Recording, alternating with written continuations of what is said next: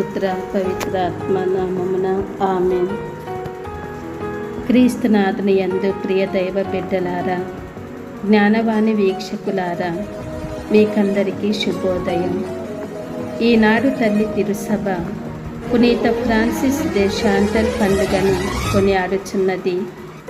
1572వ సంవత్సరము జనవరి 21న జన్మించి 1641వ సంవత్సరములో మరణించినటువంటి పుణ్యశ్రీ వీరు.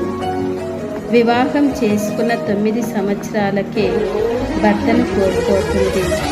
అయినా ధైర్యం కోల్పోకుండా పునీత ఫ్రాన్సిస్ ది సేల్స్ గారి శిష్యురాలిగా ఆయన ఆధ్యాత్మిక సలహాలతో విజిటేషన్ అనే సభను స్థాపించారు.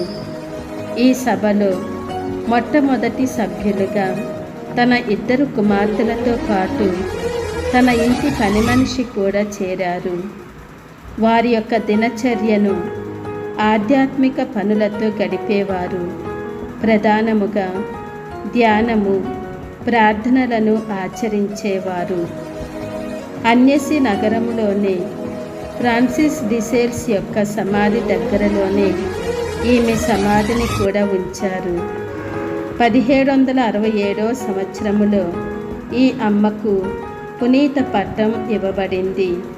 కావున ఇంత గొప్ప పునీతురాలి యొక్క ప్రార్థన వేడుదల ద్వారా మనము మరియు మన కుటుంబాలు దీవించబడాలని ప్రార్థించుకుందాము.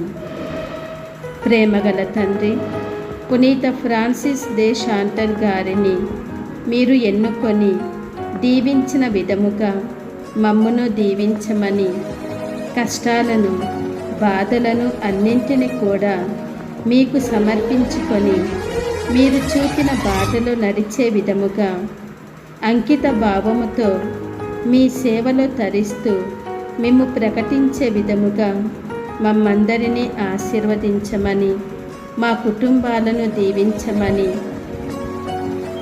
ప్రత్యేకముగా ప్రార్థిస్తూ ఉన్నాము. ఆమేన్.